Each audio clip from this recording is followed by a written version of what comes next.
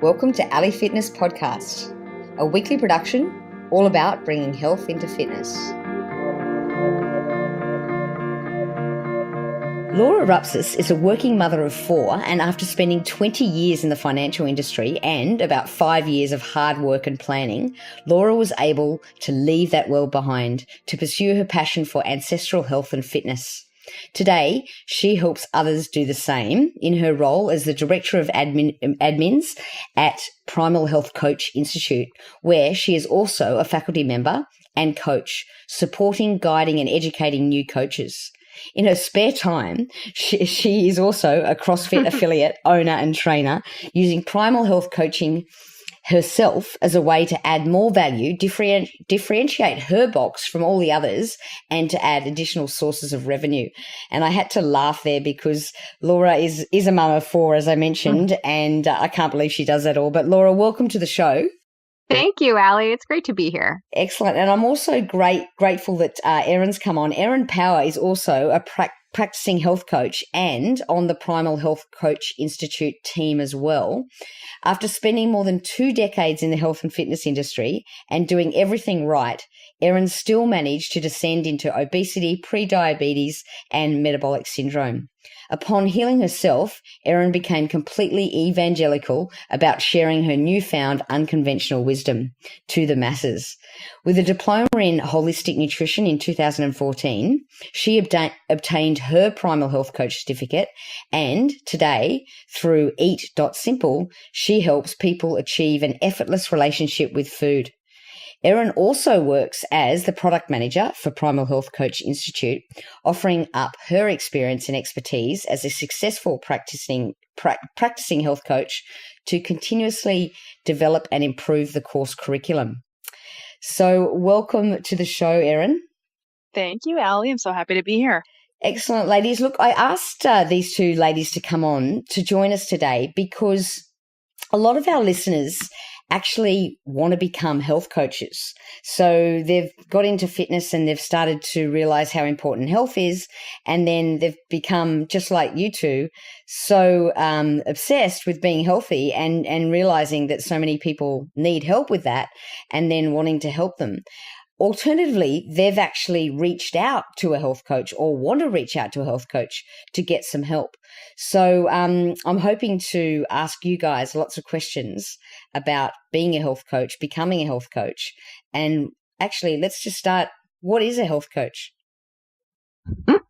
That's a really great question because I know I get it all the time. When people ask me what I do and I say, well, I'm a health coach, their initial tag is, what's a health coach? I mean, what is that? Are you a personal trainer? Are you a nutritionist? What is that? And the interesting thing with health coaching is there's no one perfect definition. We all coach a little bit differently. We all have different markets that we target. We all have different clients that we work best with. But, my best explanation is I view myself anyway as a health coach, as a conduit for healthy change. I am an educator. I educate people on, healthy nutrition habits, healthy lifestyle changes. But at the end of the day, it's helping folks who have been unsuccessful taking on conventional means, whether it's through a doctor or through a traditional dietitian, where they've just been told what to do, but there hasn't been somebody there to show them how to do it and to help them overcome the challenges that they have faced in the past every single time. This comes up with all my clients, people that have tried over and over again and haven't been able to find success, being able to coach them through those challenges and stay with them through the process. So not just diagnosing them with something, not just prescribing them a diet or a strategy, but literally hand-holding them and coaching them through the process. Yeah, it's interesting you mentioned, and I've heard that too before. So, for example, if I've worked with doctors and dietitians before, but I'm still not where I want to be, how's the health coach actually going to help them? Mm-hmm.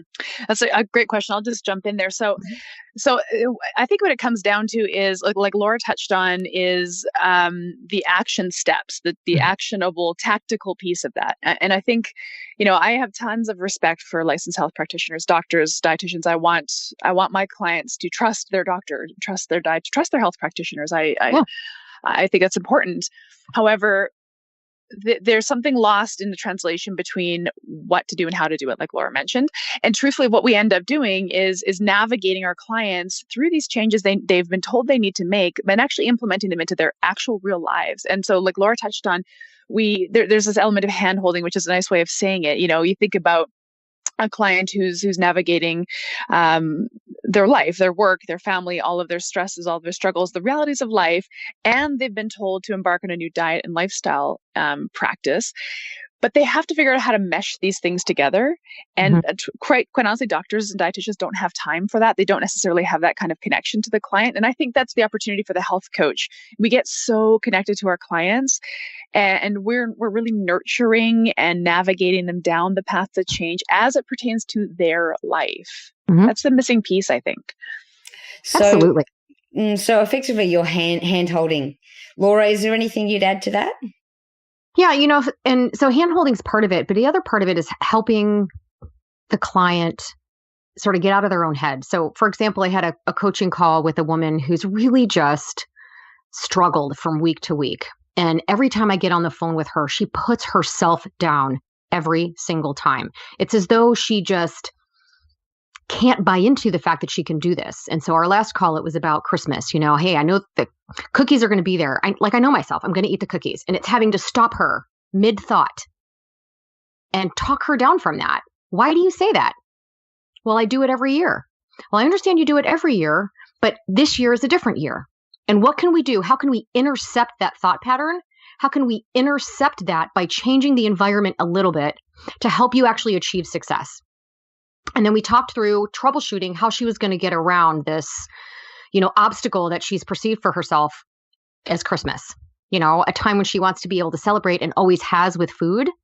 And we talked about how we can find alternatives for her, things that she can bring with and share with others, food that she honestly enjoys and is indulgent for her, but allows her to kind of stay on plan so she doesn't blow herself up.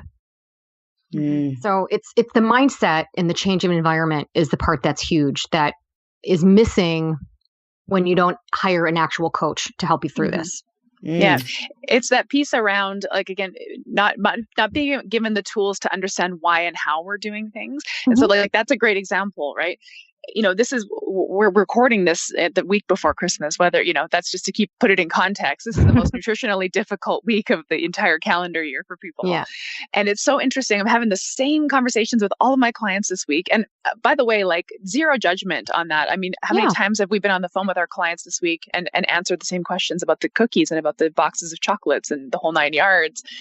And it's like the self-talk is such a powerful thing, but we talk about self-talk in the health and wellness world in kind of a trite way. It becomes a bit of a platitude about this whole positive self-talk thing.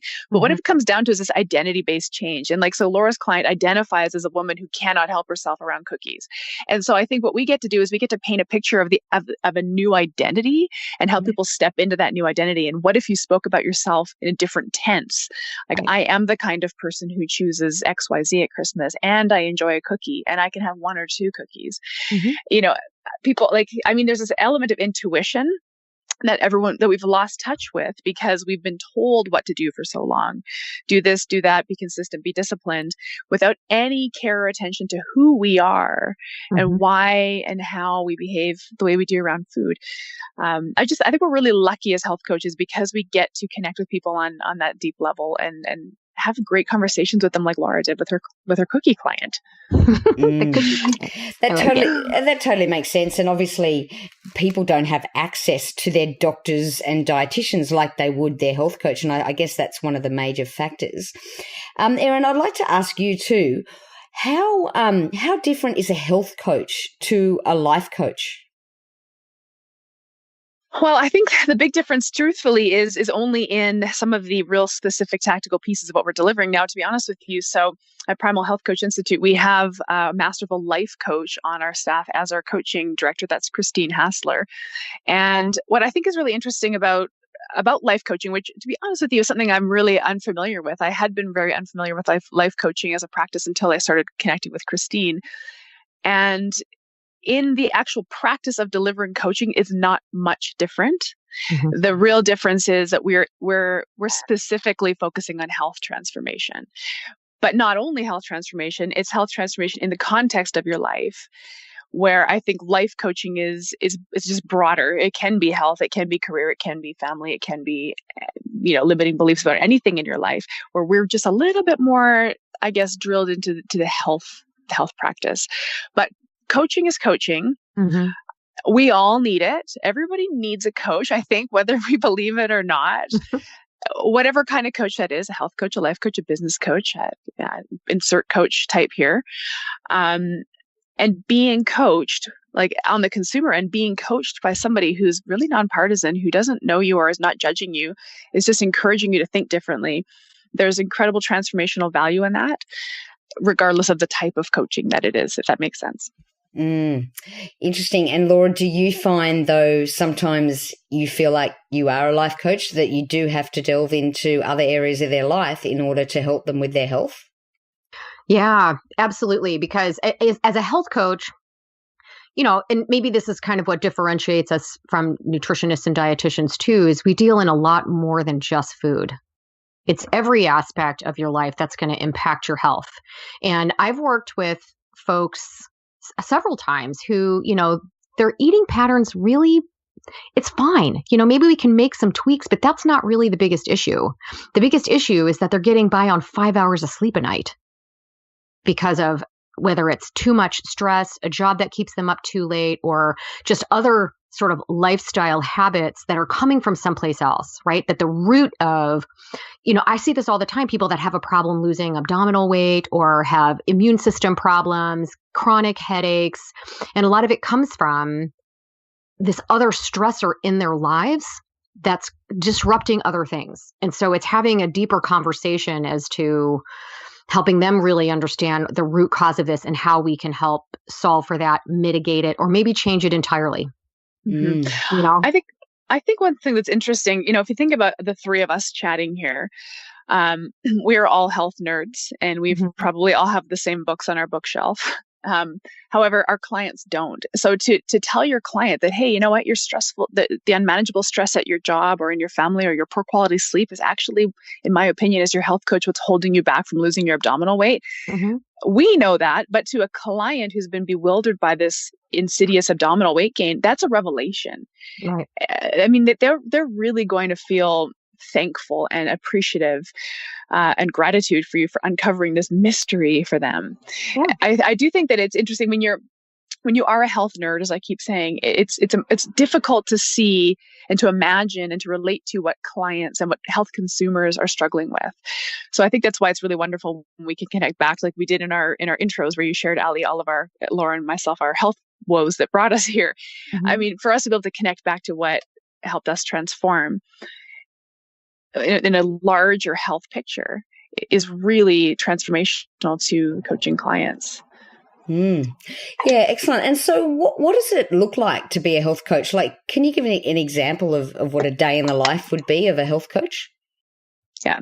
Well, it's really, really different for everybody. So, and we get this question a lot from the students in our course in Primal Health Coach Institute. They want to know how this is going to all look like. What's it going to be like when they go to work as a health coach? And I think that's really important, first of all, just put it out there that it's going to be very different for everybody. Because like, as Laura mentioned, every single person, in my opinion, who goes to business as a health coach is doing it a little differently than everybody else. We all have a very, very specific niche business, niche client. We're delivering materials differently. So I think it's important to recognize that it's not going to be the same for everybody. But for example, I spend, because I have a full-time job with Primal Health Coach Institute, which, by the way, I consider that part of my health coaching income. Right. I mean, I wouldn't have that role if I weren't a certified health coach, So fortunately for me, I got this kind of nice little nest egg in the form of a salary, and I work my health coaching business, private practice, outside of those hours. So for example, this morning I started at 6:30 in the morning on the phone with clients, and I had 3 back-to-back 30-minute phone calls. And then I had a group coaching call with my 15 participants who are in my online group program, where we get on Zoom conference and they start talking to me about what's going on. And by the way, what's going on right now is Christmas. Right. We talked about that. I talked about that all morning. Yeah. And then that's the thing, is like, you get on the phone with clients, you let them tell you what's happening. And for me in my business, I'm doing this every week with my clients. So every week they've got some new hurdle that they had to come across, the cookies at work, the retirement party, the anniversary, Christmas dinner. And we just work together to create strategies to navigate that. So it's really rewarding. I mean, there's a ton of marketing and hustle that goes into being any kind of small business owner. So that's a piece that has to happen every day too, getting on the old Instagram machine and riffing about health topics. The other day, because I had a really hectic day the other day. I was doing some fitness stuff. I was doing some health coaching stuff. I was working my Primal Health Coaching job. I was kind of doing all my little side gigs that I used to cobble together my income. And I was like, wow, what a busy day that was. But I spent every minute of that day doing and talking about things that I absolutely love.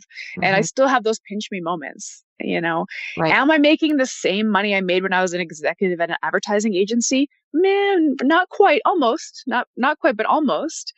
But at least I'm living an authentic expression of myself. And I think there's got to be some kind of value on that, when you think about what you're making, from your job, right? And Laura, as a health coach, what does your day look like? Yeah. So I literally coach all day long, I own a CrossFit affiliate, as you and I were talking. It's called Absolution CrossFit. It's in LaGrange, Illinois. And I'm the early morning coach because that's how I get my workout in because I'm so busy. I mean, I have 4 kids. I'm a health coach. I own a gym and I work for Primal. So I'm literally coaching in the morning, coaching classes. I get my workout in.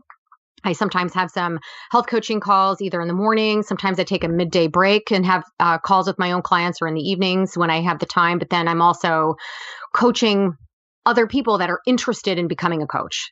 That's what my conversations are like. As the director of admissions, it's really just a coaching conversation and talking to people about what it is they want to accomplish, helping them envision what this might be for them. Because they ask me that question, what's my day going to be like?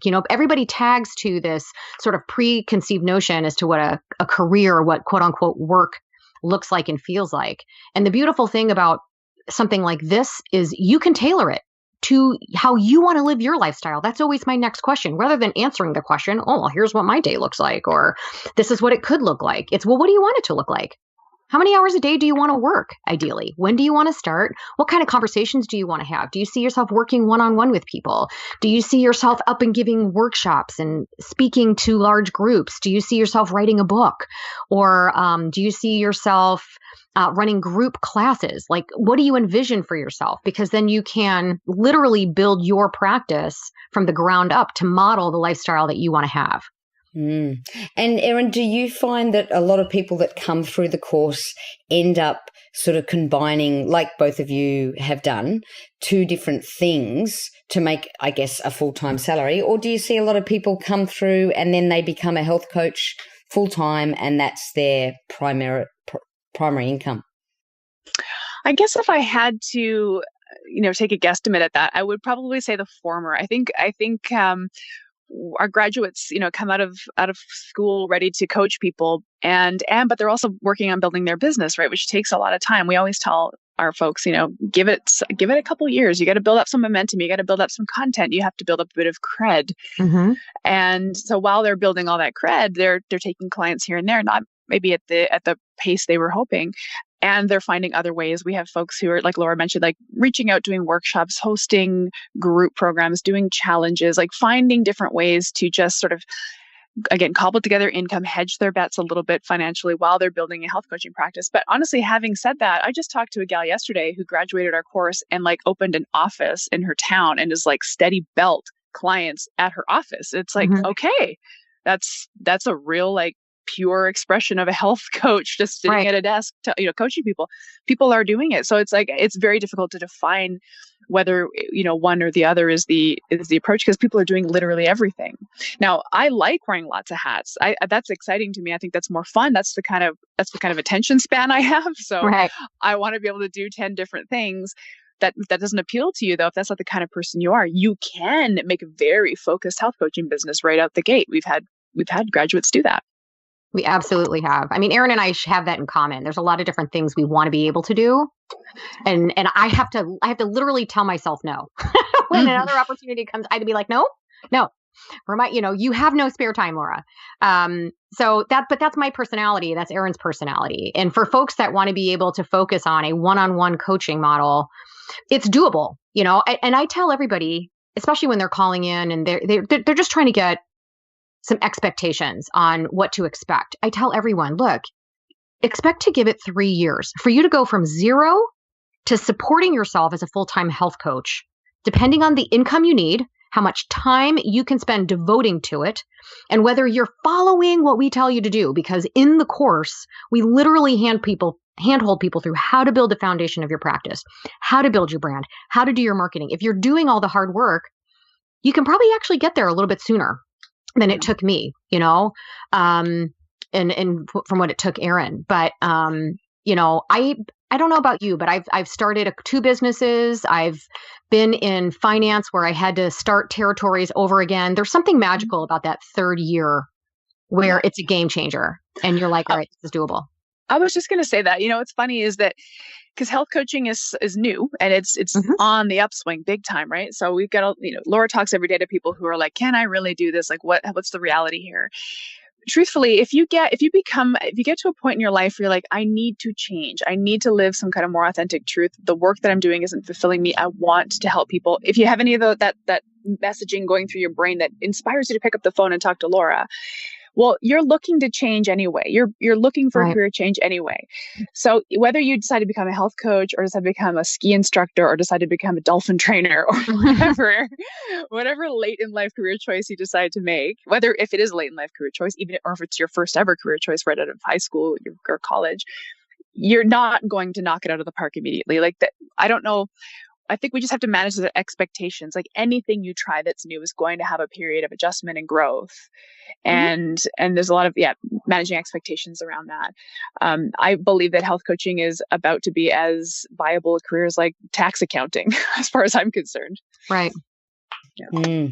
Yeah, some really interesting points you made, and I definitely want to delve a bit deeper into the course itself. But before I do, and I guess, Laura, you might be a good person to answer this, what are the actual steps involved in becoming a health coach? So let's say, for example, I'm listening to you now. I've just found myself maybe on a similar path to both of you, and especially your story, I'm sure, Erin, resonates with a lot of people.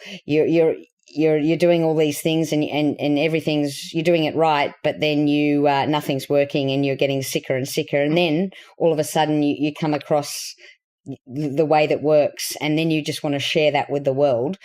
Let's imagine one of our listeners are on that path and they're like, yeah, look, this is my calling. I really need to become a health coach. What are the steps, Laura, that you would recommend?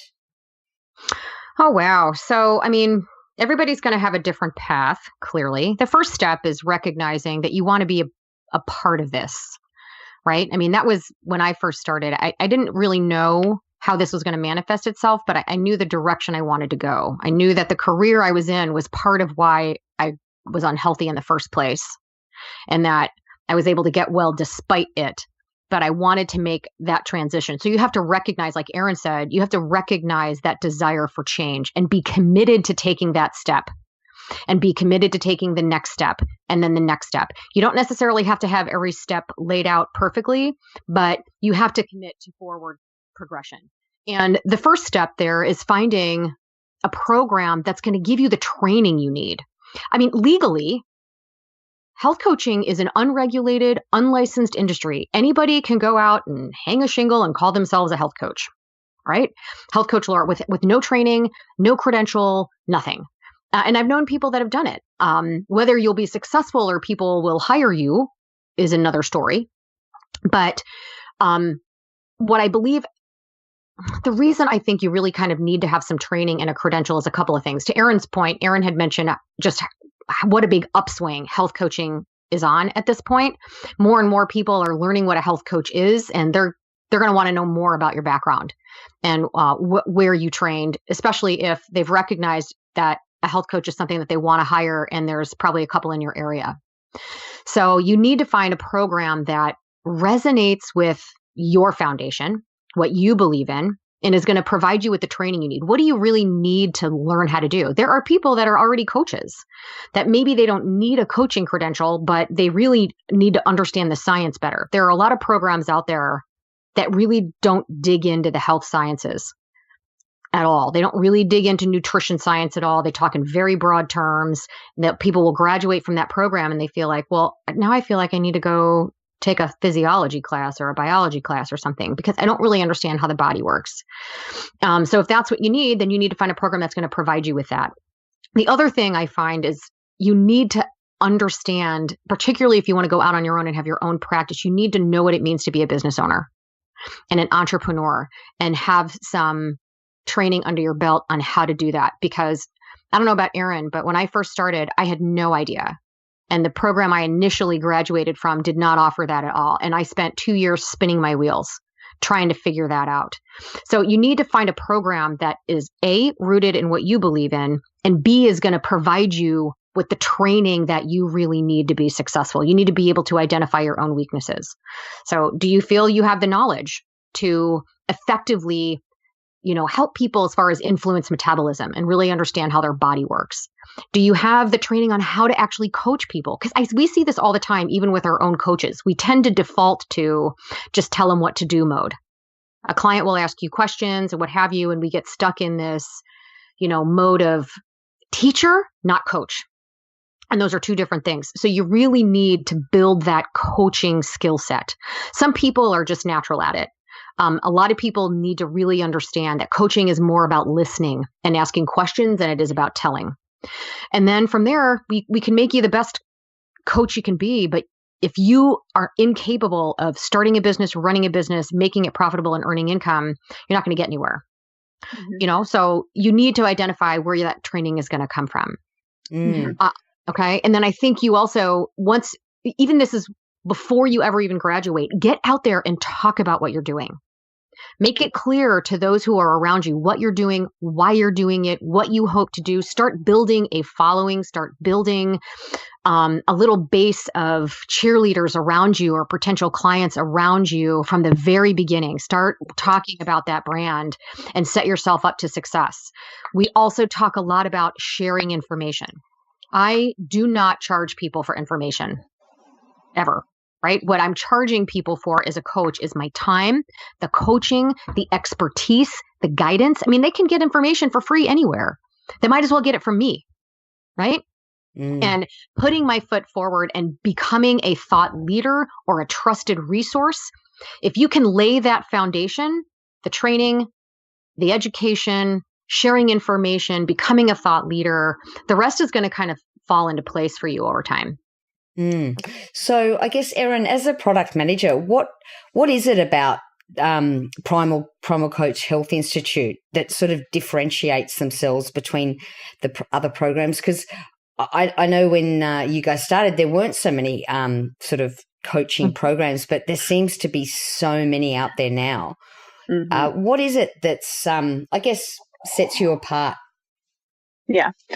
I think for starters, we've been at it for about 3 years. So I do feel like we are on the leading edge of health coaching certifications. We're not one of those new fledgling ones. I think there's a ton of viable courses out there. And I really think that what's beautiful about ours is we have a really clear identity. I've said this before. And this isn't, there's no right or wrong as far as I'm concerned. I'm not coming down on other programs, but ours has a very clear identity, nutritionally speaking. We are an ancestral health program. So we're not going to teach you a million different ways to approach food and lifestyle. We're going to come at it from the ancestral approach. Like, here's how we evolved biologically to handle food, to handle movement, to handle life. And so I think for a lot of people who align with the ancestral health belief, that's a breath of fresh air. Like, I found my people. But even for those who haven't maybe stumbled across the ancestral health template, like, we're finding this a lot more. We're getting a lot more enrollments into our course of people who hadn't honestly ever dabbled in an ancestral health template, and they're learning about it through our course. But I think what the appeal was is that we were really clear. This is what you're going to learn about food and fitness and nutrition and health in our course. So I think that's really important. I think that's one thing that we deliver. And Laura touched on this as well. Now, both she and I have gone through a ton of certifications, partly because we're, doing competitive analysis for our course, but also partly because we're just cert collectors. So many people in the health and fitness industry, just give me all the certs, give me the certs, show me the certs. And so when I went through some of mine, it was like, I got great education. I learned a lot about all the things I wanted to learn about. Like, I want to understand science at a really high level, even though my clients never have to understand it at that level. That's an important distinction to make. The client does not have to know about it to the level that we do. I wanted to learn that stuff. I wanted to learn how to coach from a masterful coach. And I got all this from a lot of the certs I've taken, but what I didn't get was, like Laura had touched on, how the heck do I actually go out into the world and do this? Like, Right. okay, I know how to do it. I am convinced, I'm confident I can help people. I've got a bull by the horns attitude. I'll build a website if you tell me to. But like, what are the steps? What is the procedure to go from graduating an online certification course to now actually going to business as this person? So in our course in the last year, we've really fleshed that out. Mm-hmm. We built in these business building tasks. I think those things are a gold mine. I mean, I'm probably a little biased, but those business building tasks we created, they're delivered into the course in a stepwise fashion right from the beginning. Like from the very first chapter of our course, we're getting you to think about what your business will look like from the first step. The first step is, what is your story? The second step is, what is your target customer's story? Third step is, what is your unique value proposition? We go through this stepwise in a very logical, sequential order. So you can start to really imagine what kind of product you're going to put out there, what kind of health coaching product you're going to deliver. So you've got a tangible thing you can market in your social feeds. We talked to you about marketing strategy. We have a whole chapter around marketing, because whether you're coming at health coaching as a career change or as a direct first ever career path, it really doesn't matter. You have to step into entrepreneurship. You don't have to, sorry. I'll touch on that later. We'll put a pin on that, because you could go to work for somebody if you wanted to, but we're seeing most of our students or graduates gravitating toward entrepreneurship. And then you have to become the tax auditor, the accountant, the IT manager, the web designer, the marketing manager. You're the receptionist. You're every single role in that organization. And you have to be willing to learn it. So, Laura mentioned that, like, that's that bull by the horns attitude. I want to do this. I want to build something that's mine, that I can own, and that I can really feel proud of. What do I have to know how to do? To do that. And we'll tell you what you need to know how to do. And then you have to come to the plate with the willingness to do it. So we're seeing a lot of that. I just mentioned that we do see some people come through our course who are looking for a job. They're like, I want to go work in a clinic. I want to go work at a gym. I want to go work at a corporate wellness, corporate head office as a corporate wellness officer. Totally viable. And I subscribe to Indeed.com has a weekly job, a daily job alert you can get to your inbox. And I subscribe to one for health coaching jobs in the US. And it's nuts how many there are every day. There must be 50 a day. It's becoming a thing. So if you're looking to get a job, there's people hiring health coaches. If you want to be an entrepreneur, we'll teach you what you need to do. And then you have to come to the plate and actually do it. Right. One little thought on that job, like, because this comes up sometimes. So I'm going to graduate, I'm going to have this cert, and then I can go apply for all these health coaching jobs, and, I'm going to be beating them off with a stick. It depends on where you want to work and kind of what you're looking for. But the best way to get a job is to get out there and prove that you can do this too. And just get out there and start coaching people and get some client hours, coaching hours under your belt, so that when you do apply for a job and they ask you about your experience, or, hey, really what we're looking for is a nurse that's also a health coach, or a nutritionist that's also a health coach, or some other credential. The reason they want those things is because there's a certain experience they're looking for. So get out there and get some experience. Get out there and start coaching people and catalog your hours and get these success stories and testimonials from people that talk about the benefit that you brought. You walk into a job interview with 12 positive testimonials about what you've done, and you share with them that you've got 200 coaching hours, 500 coaching hours under your belt. You are as experienced as anybody else with any other credential, registration, or license.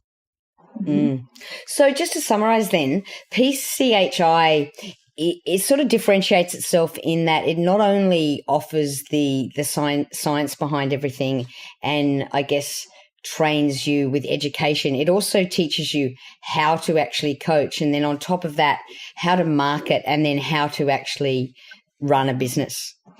It does. But I just want to add a little caveat to that, because there's only so much we can teach you, truthfully.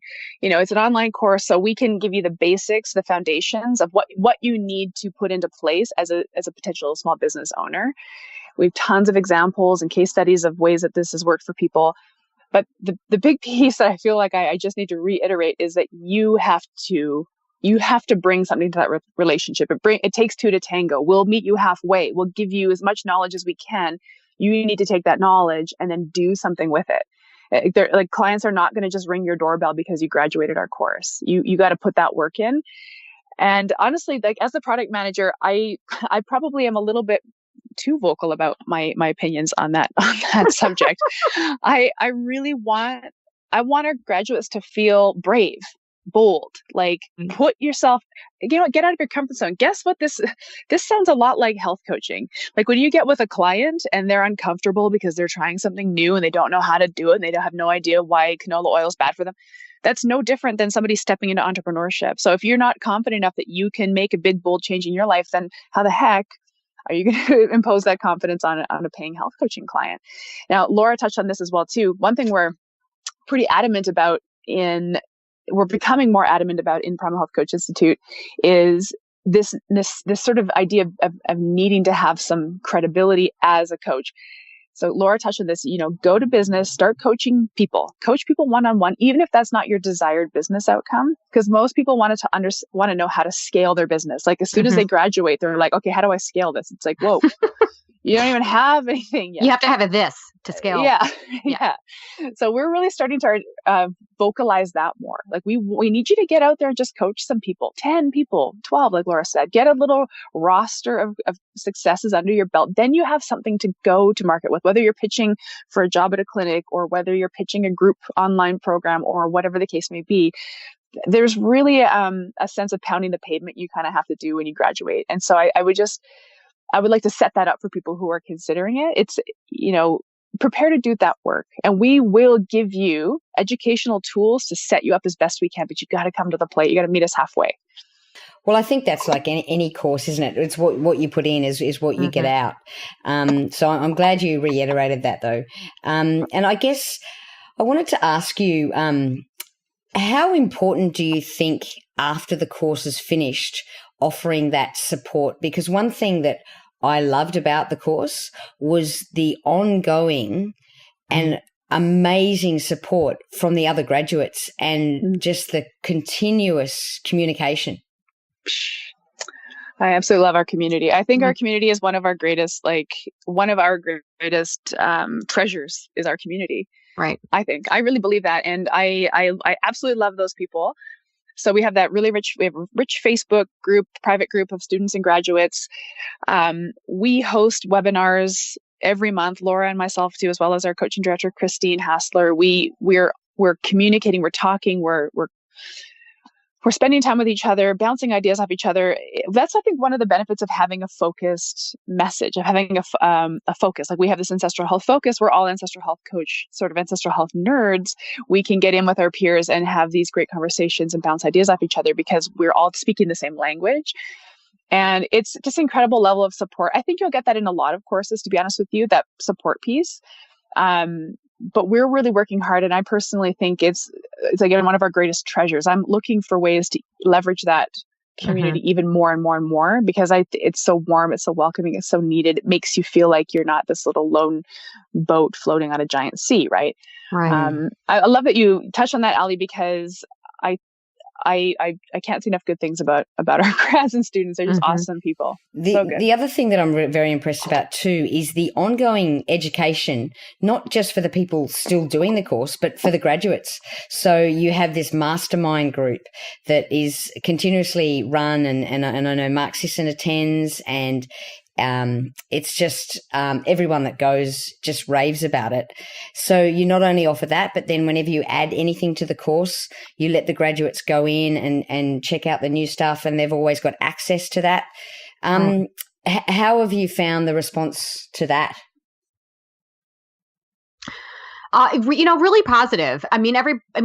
Erin will pop into the Facebook group or send out an email saying, "Hey, we just added this, we just added that," and it's just so well received by the community to know that I think that we're paying attention and we're always working to get better and helping them get bigger, better, stronger, and better coaches. So it's been really well received. We just, Erin just completed chapter 20, what we think is going to be the last core curriculum chapter. And then we'll just continue to evolve from there. We'll continue to add and streamline and update and upgrade all the additional content. That business resource center is another piece of the postgraduate support, where it's, basically self-access to more entrepreneurial content, more coaching content, resources, tools. And we're always adding to that. We're forging forward this year, trying to partner up with other partners that are very primally aligned businesses that can benefit our coaches and just help you get a little bit closer to where you want to go. We are committed to being the best coaching program out there, bar none, not just in the ancestral space, but most importantly, the one with the most successful coaches, because that's the biggest hang up, is this disbelief people have that it's a viable career and that it can be successful. We're here to tell you, you absolutely can. And it's just about forward progress. And we're going to give you the tools and the support you need. All you need to commit to is a step and keep taking another step. Yeah. We are in such a neat time in our evolution as a program, because like Laura said, we're kind of like, our curriculum is pretty much done. Although, we're going to tap back into that stuff as research emerges, because the nutrition science, it's always, changing and emerging and shifting. But for the most part, we feel really solid about the educational piece in the core course. And so it's like, okay, we got that.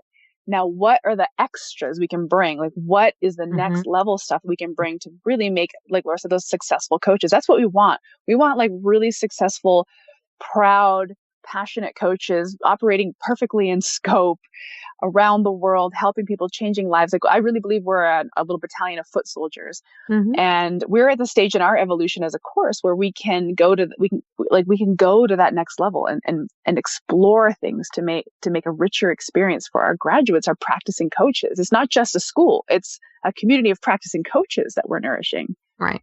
Awesome. And Laura, would you like to leave our listeners with, some sort of motivational tip or whatever it may be, if they're thinking about becoming a coach? What would you say to them?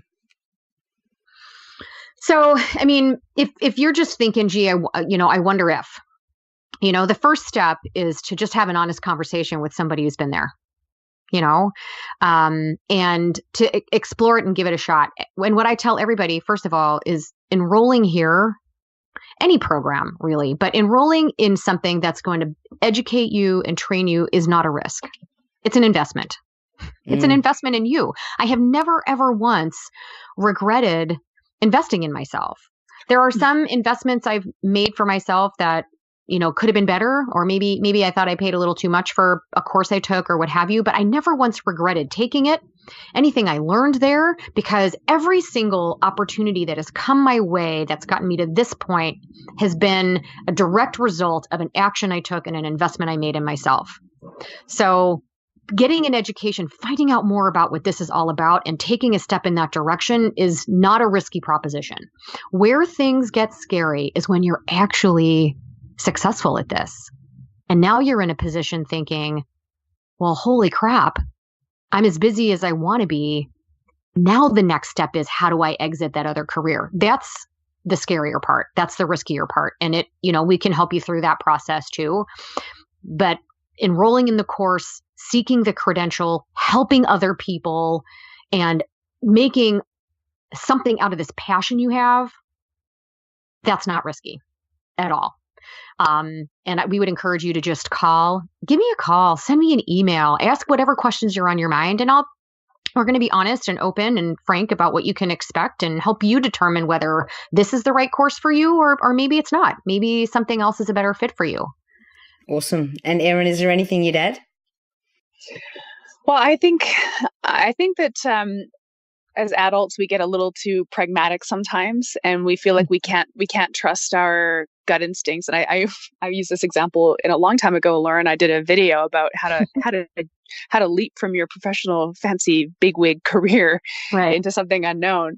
And for me, it was this whole idea of like a shiny thing. Like we're kind of told we're not supposed to chase shiny things. We're supposed to be, follow the path. But I just think I wouldn't want people to go through a life absent of joy and pleasure and excitement. And if there's a shiny thing that just doesn't leave you alone, it doesn't hurt to explore it.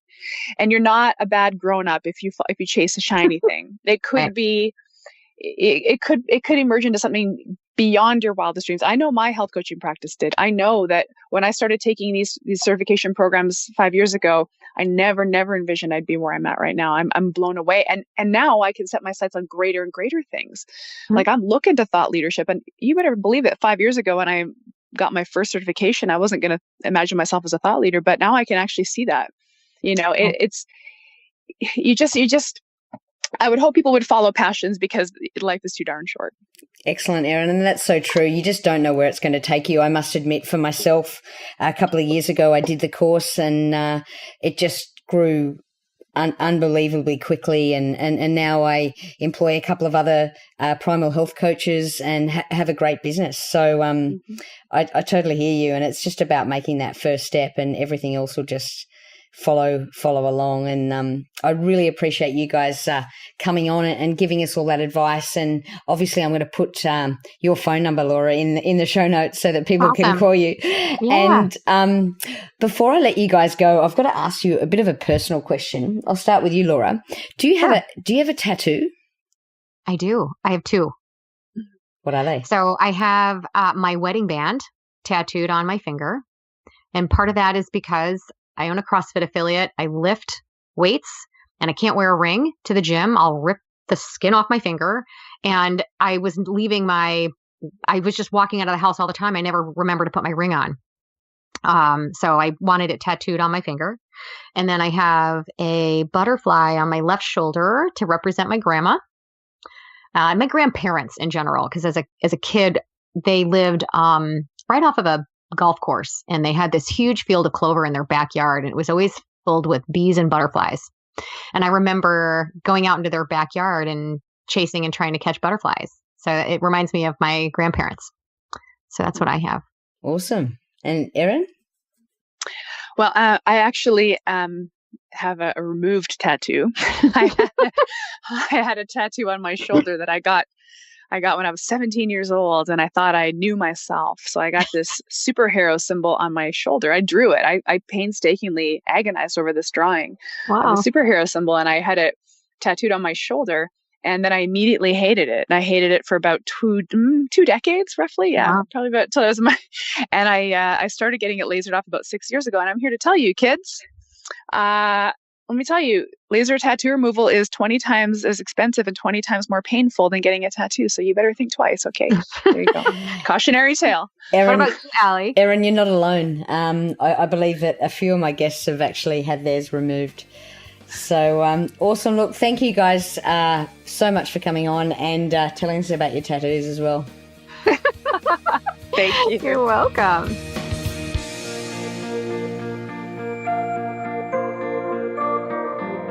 For all the resources and show notes from today's episode, please go to www.ali.fitness. If you liked today's episode, please show your appreciation by going to iTunes, give us a 5-star review and subscribe.